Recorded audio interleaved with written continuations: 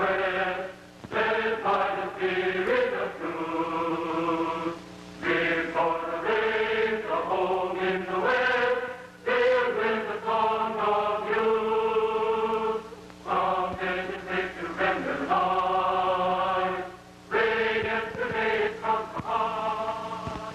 buildings jut from Manitou Heights, circling the crown of the hill that dips down into the city of Northfield, Minnesota.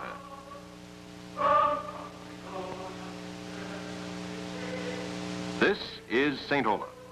She has been here since 1874. The cluster of buildings, her student body, a consecrated faculty, and a set of ideals she has never found it necessary to change. In the last century, St. Olaf has accumulated a variety of legends and folklore. The keeper of many of these stories is Dean of Students Greg Kniezer, who has made it his mission for the last 20 years to explore and record the many myths of St. Olaf College. But since I've been going around telling the ghost stories at campus about a ghost in Melby and a ghost in the library and a ghost in the theater and things like that, is that the Ytterboe folklore story has kind of rolled into that, and you know, when I've done some research in the archives and in the library about ghosts, there was one little piece that popped up where, you know, perhaps the ghost of Ytterboe still, you know, roams the campus, and if students are walking across campus late at night and they hear a ghostly howl of some kind of dog or beast or something like that, it's just Ytterboe wanting to play with you. So don't be afraid. Ytterboe the Dog is not the only poltergeist walking the halls of St. Olaf College, but he does have one of the most interesting stories to tell. He was a mutt, probably a spaniel chow mix, but no one could be certain. His shaggy black coat was a regular fixture on both campuses and around Northfield until the afternoon of May 22, 1957. On this day, 3 policemen, Bill Carroll, Percy Morris, and Roger Robinson, shot Ytterboe twice and killed him, right outside Rolvag Library, in front of several St. Olaf students walking to classes. Long ago, a little pup was born. He was just as black as coal. Some always found him lying in the snow. They called him Ytterboe.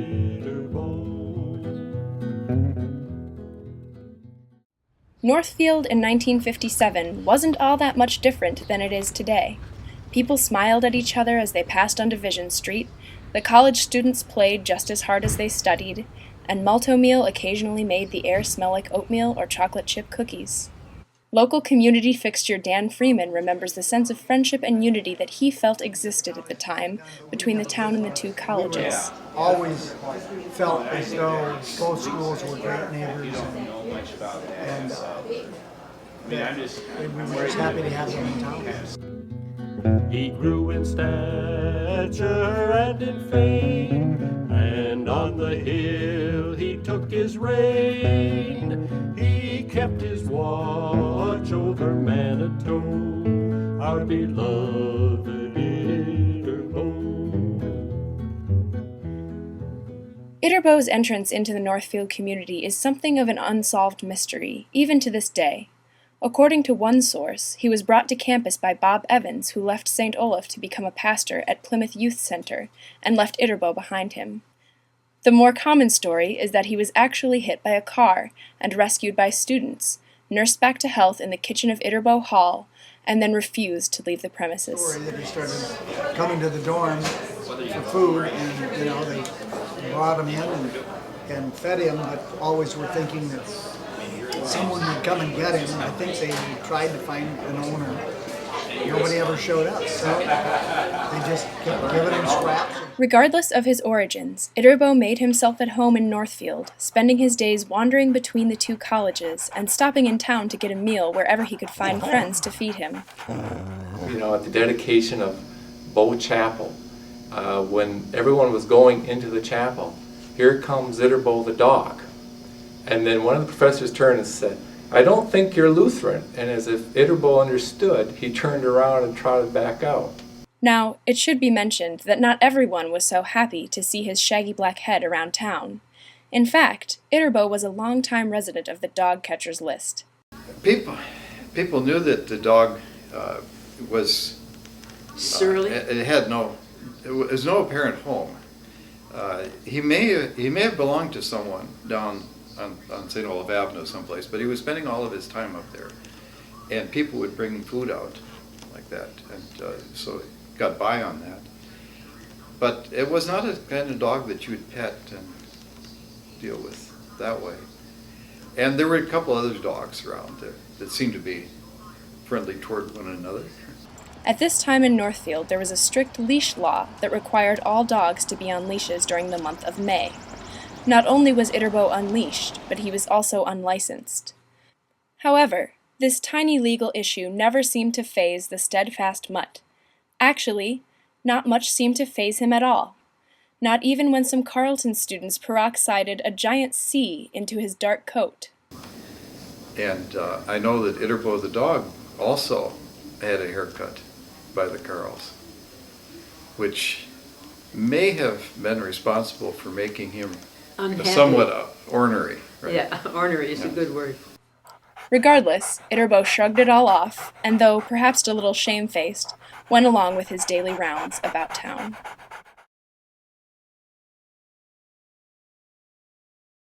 On the morning of May 22nd, in 1957, Ytterboe was going through his usual routine when he came across Dean Carroll, the 7-year-old son of policeman Bill Carroll. Dean later said that Ytterboe tried to eat their family gardens, and when he attempted to stop the dog from ripping the plants up, Ytterboe turned and bit him on the forearm.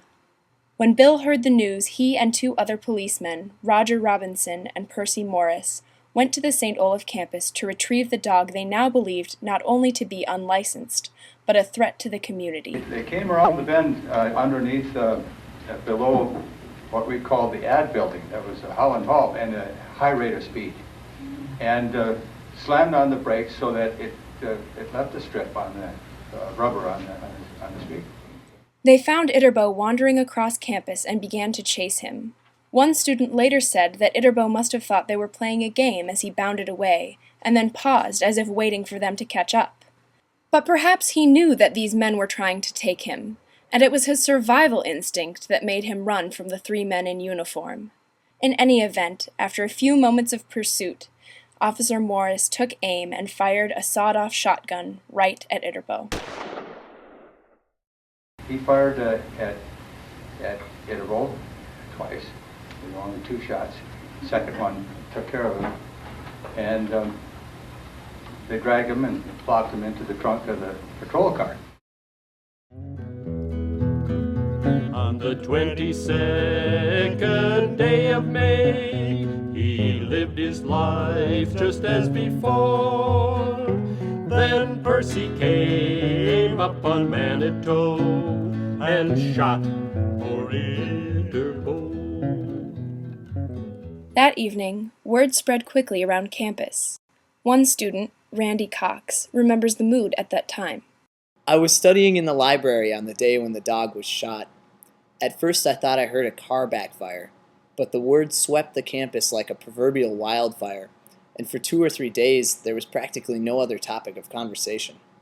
I've often thought that, the idea that something bad had happened sort of spread, rather quickly throughout the campus, because it was I guess in the afternoon, and people were going to sports practices or then eventually going to the cafeteria for supper, and it was I understand it was a beautiful spring evening, and I maybe it just sort of caught like wildfire, this idea that this indignation, this righteous indignation that a policeman had come on the campus and had shot this beloved mascot.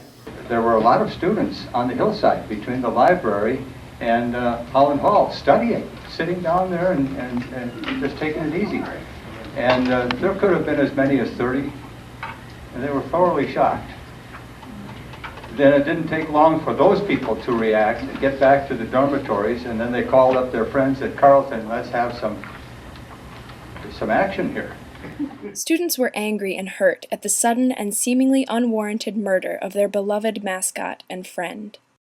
Soon, hundreds of young people from both Carleton and St. Olaf, along with some members of the Northfield community, had converged on Bridge Square, famed for its connection with the defeat of the James Younger gang. The tavern and said there's a mob in Northfield. The mob of students and observers seemed to carry a variety of emotions. There were those who needed an outlet for their grief, those who were simply curious, and those who were genuinely outraged. It may have been the latter group who created a straw model of Patrolman Percy Morris and burned him in effigy in Bridge Square. I was disappointed in the burning in effigy. I didn't like that idea at all. That was done down in Bridge Square, probably by some Carleton guys. The students surrounded the police station, stretching down Main Street, and called to the men inside. We want Percy. Get Percy out here. We want Percy. And everybody was cheering, hollering. We want Percy. I'm not going to give him to you, he said. I'm not going to hand him over. You'll kill him. Yes, we will. Police Chief Leno Brandt attempted to calm the situation and told the crowd, "Nobody loves dogs more than I do. We didn't mean to kill him." Brandt was unsuccessful in his attempt to subdue the crowd, and the Dean of Men from both Carleton and St. Olaf were given a similar response from Ytterboe's mourners. Twice, first Mark Olney, who was Dean of St. Olaf, Dean of Men at St. Olaf, came out from the front door of the police station and stood on the steps and said, "Go home." And he got pelted with tomatoes and eggs, and I'd never seen anything like that. He was revered. Then Casey Jarko, Dean of Men at Carleton, came in and tried the same thing. He got hit with more. Leno Brandt was genuinely alarmed. He thought there was going to be some mischief and they might even storm the police station. No one was quite sure which way the mob would turn, so the highway patrol cars were brought in to ensure the safety of everyone involved. And my overwhelming memory is that idiot sheriff of Rice County at the time, I don't know who it was, decided he was going to drive through all this mass of humanity. And he started up at the corner, and inch by inch, he made his way, because they'd pound on the car, they'd pound on the hood with their fists, the students would. I think they punctured the tires on the... We just had one police car in those days. Some people remember the mood as light-hearted. Others have a much darker perception. Dan Freeman remembers what it was like to be a high school student in the midst of college students he knew and respected. As far as I'm concerned, it kind of framed my understanding of what my mob psychology is, and I decided if I ever got around it again, I was going to extricate myself from it. Late into the night, students were still gathered downtown, still seeking some sort of closure to the events of the evening. And we started putting our heads together, we got to do something. And we decided we were going to do something, and the play at St. Olaf at the time was Julius Caesar, a student-directed play. So it was decided that we were going to pattern some sort of a memorial or eulogy after speech. Two things. First, Lars Kindle read Ytterboe's obituary, and it was really funny. And I said, loudly, friends, Oles, Carls, I've come to praise Ytterboe, not to bury him. Ytterboe St. Olaf was born out of wedlock in Dundas. Everybody here cheers. Yay! On July 4th, 1953. I didn't know the date. Yay! He was a fire hydrant inspector on St. Olaf Avenue and Lincoln Street. Yay! And he had made plans to go over to Carleton, and the Carleton guys, they started cheering. We were cheering back, and this speech went on and on, following the one from the Shakespeare play. He was, as Mark Antony said, he was our friend. Ytterboe was our friend. He was our dog. And we should grieve for him. Then for some reason, another unscripted thing was I started singing. Ytterboe is dead, to the tune of the Volga boatmen. Ytterboe is dead, and they're catching on. Oh,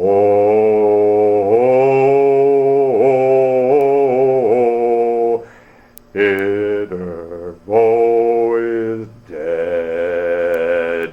And it goes on with hundreds and more hundreds and maybe a couple thousand voices, this dirge going on.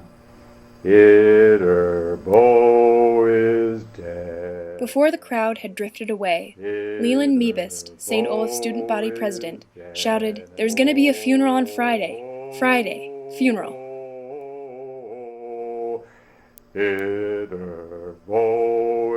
The following day was filled with preparations for Ytterboe's final farewell to campus. A hearse was donated from one student.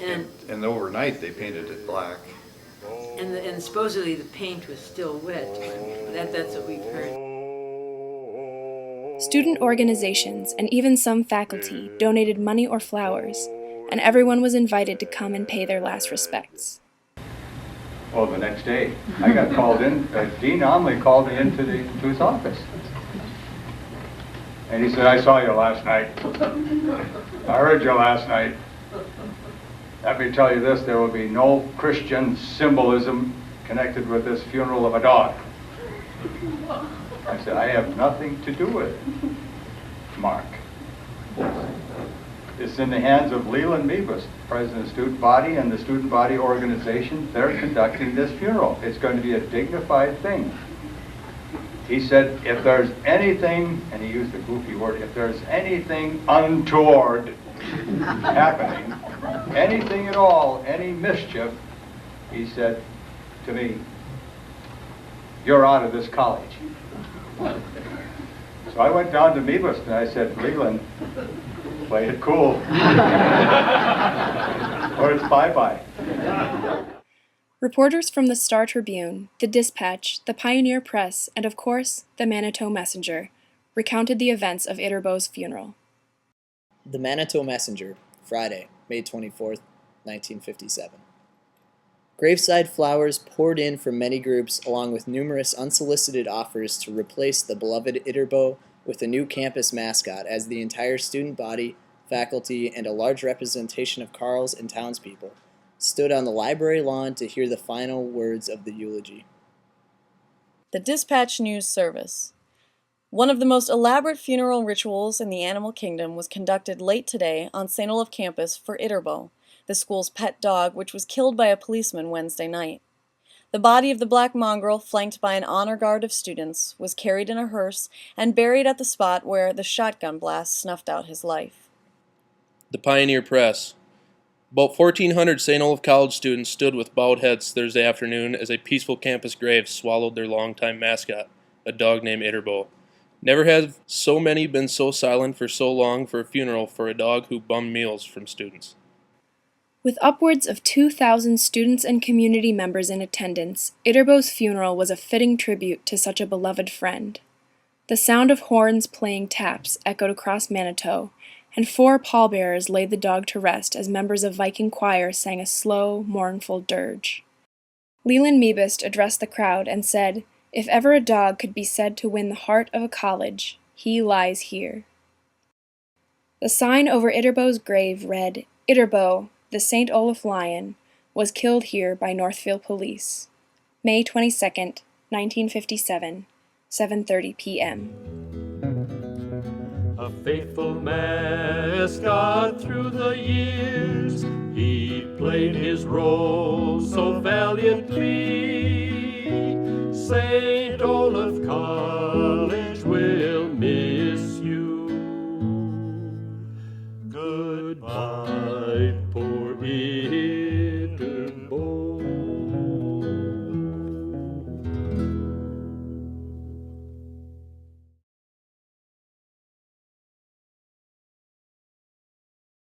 Many people have looked back on these events and have wondered why they happened the way they did. They've wondered especially why they happened in a decade known for its calm demeanor when contrasted to the unrest of the 1960s. And this being the 50s, the laid back, or not the laid back, but the really conservative and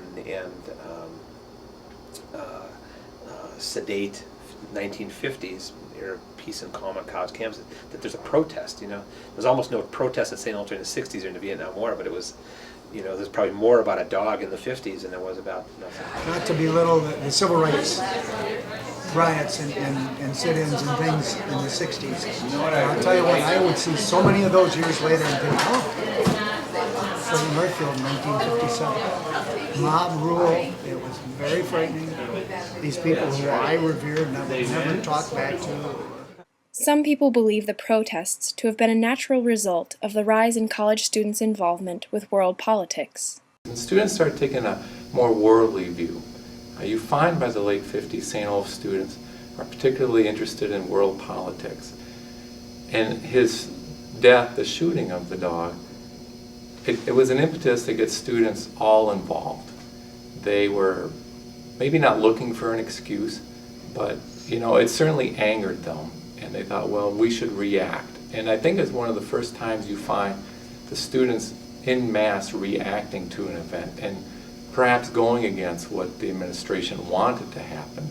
I think students in the late 50s started recognizing the fact that they had within their ability to make decisions and not rebel, as some of the newspapers would say. Even Life magazine said students were rebelling. It wasn't rebelling. It was students saying, I want to take a stand. And I think that's probably the first time at St. Olaf that students really, in a large group, took a stand. Others note the influence of timing and season on these events. Certainly the season, I think, had something to do. If Ytterboe had been shot in the middle of January, I doubt that there would have been such a demonstration.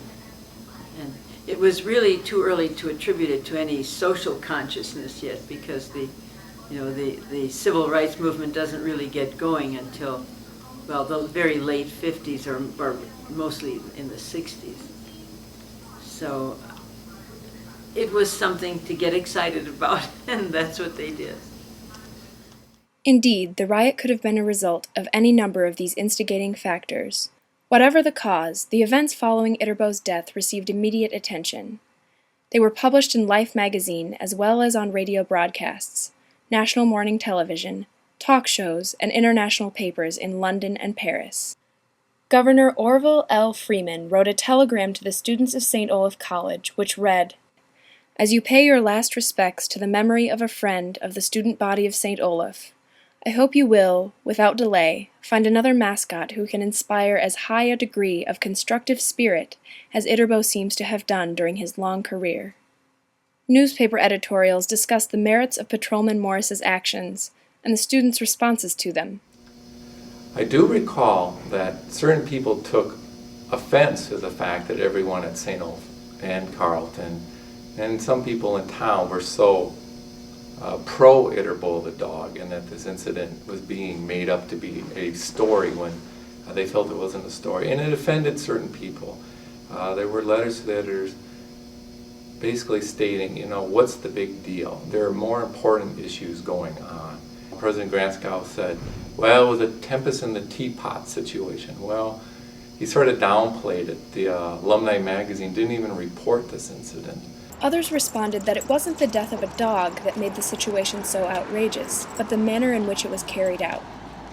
Larry Bernstead, class of 1958, said that he believed the worst aspect of the whole incident was that Percy had shot Ytterboe in front of so many students who were outside just enjoying the spring weather.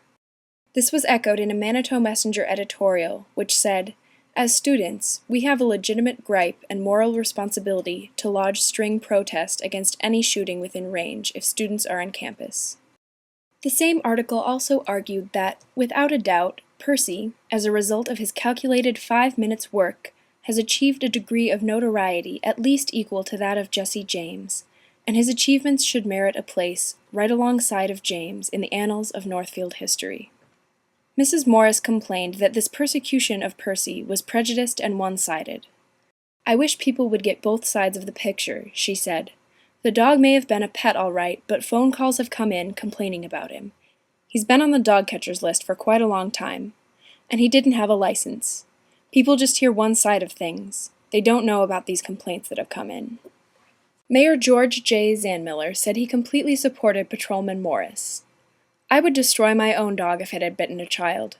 This college demonstration is merely a youthful, emotional outbreak. Despite the support from a few individuals, Percy soon found it necessary to move to St. Louis Park. You know, they didn't think much about it. They thought it was stupid that the dog had been shot. And of course, afterwards, the town just had it in for this policeman that shot the dog. And he had to move away. He took a job up in the city. And that was too bad, too. I mean, he made a mistake.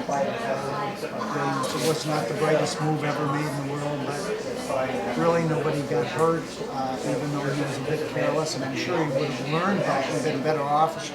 In St. Louis Park, Percy became a lieutenant on the force and, ironically, one record from the St. Louis Park Police Station lists Percy as helping to train one of their first police dogs. It may be unfair to judge Patrolman Morris too harshly for shooting Ytterboe, since he was a young man, only 24 years old, and fairly new to the job. Perhaps it is this uncertainty that made the story such an exciting one. Was Percy right to shoot a possibly dangerous animal? Or was Ytterboe a heroic martyr? Though the 1950s have melted into history, and the students who lived through them have long since left the Hill, these questions and the story behind them have not faded from Northfield or the colleges. Why are people interested in Ytterboe the Dog after all these years? When you look back and think about each generation of students at St. Olaf, there's usually a defining moment. One particular incident, whether it's the start of a war or certainly the conclusion of one. You know, it's funny, when I started, within the first week I got a question. And if you don't know St. Olaf history, I thought you pronounce it Ytterboe. And the students were asking about the dog. And I'm like, what is this dog? And so that's how I sort of got immersed into the legend of Ytterboe. The story of Ytterboe has spanned generations. It has been immortalized in songs like the Ballad of Ytterboe, in poems, and even in sculptures. Plus, Ytterboe, after a short, happy life as a dog, came to rather a bad end, and it didn't seem right for him to be just cast off. I found him in the hallway just sitting there after reunion weekend last year, and it didn't seem like the right place for him to be, so I thought he could have a home in here. The Fairmont Daily Sentinel thought that the events were more than just a good story, and on May 25, 1957, they published an editorial which read, "On calm analysis, what occurred at St. Olaf College campus may be regarded as an interesting story of human behavior in an age of confusion and uncertainty. The manifestation illustrated, with poignant clarity, the mysterious bond that has existed between humans and dogs since time immemorial. And so the demonstration on the St. Olaf campus cannot be regarded as maudlin sympathy or mass hysteria, but rather a solemn expression of genuine sorrow over the demise of a true friend. Not only students at St. Olaf, but countless thousands throughout the nation, as a result of national publicity of his passing, will be the better for his having lived." This may have been more true than the Sentinel could have imagined here in Northfield, since there seemed to be a greater feeling of unity in the wake of Ytterboe's death than the two colleges had known for years. With Ytterboe the Dog, it sort of is that one moment when the students here at St. Olaf, as well as at Carleton, and the townspeople sort of coalesced into one cooperative movement. You know, even though we claim the dog as sort of St. Olaf, Ytterboe the Dog, I said he didn't really belong to us. And I know Carleton students did care about him. And they did come over for the funeral. And I mean, not just a few, hundreds of Carleton students. And for 1 week, I mean, we always had friendly relationships at this point, but for that particular moment, the students had one clear objective. We're going to work together to fight City Hall on the shooting of those dogs. Ytterboe has not been forgotten by the people of Northfield. In fact, he recently stood watch over the construction of the Buntrock Commons. You know, fences are only so good at keeping college students out of places where they want to go. And so we tongue-in-cheek, there's actually a doghouse. We built a doghouse for Ytterboe, the ghost of Ytterboe, to guard the construction site where we were building Buntrock Commons. And we hung signs all around on the fence, all the way around Buntrock's construction site, that said "Beware of dogs," "Beware of the dog" in all these different languages. But it is more than Ytterboe's guard dog capabilities that kept him in the hearts of the community. Because it has all the elements of a great story. You know, excitement, drama, pathos, indignation, moral outrage, you know, the kind of affection you feel for animals, what's not to like about it? So the fact that this story keeps getting told and continues to be of interest probably tells us more about ourselves and the ways we fashion to keep our community together than it does about the story itself. So that is a pretty good looking dog, and so I hope people will remember him really in his festive garb. Well, you know, we sit here and we're talking about Ytterboe the dog, and it sort of makes me just chuckle to think, you know, not that the dog would understand it, but here we are 51 years later, and he's going to star in a documentary. And people don't forget, you know, last year there were letters to the editor. I didn't prompt those. He resonates, at least the story resonates. Why is this still reoccurring as something to bring up? And as I mentioned earlier, it really is about connecting to some event. And that was an event in '57 that people from that era can say, yeah, I was there, I was a part of it. And I wonder, well, what will be the next big story? The story of Ytterboe the dog could be told in many different ways, with new stories coming to light and old stories changing and growing with each retelling. He has become more than the shaggy black dog who begs scraps from the Ytterboe kitchen. He is a campus mascot and friend, even in death. Although, there are those who believe he has never really left.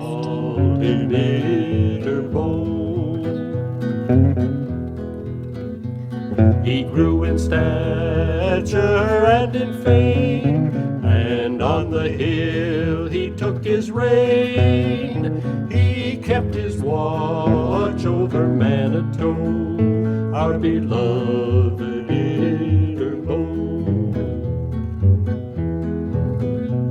On Saturdays at all the football games, you'd see him running down the field. On Rotsey Day he'd don his coat of arms and march with all the men in blue. You'd see him wandering through the streets of town, and through the Arb you'd see him go. I know how the song goes. I can hum it, but I don't know the words. Da da da da da da da. Then Percy came and shot him dead. Good.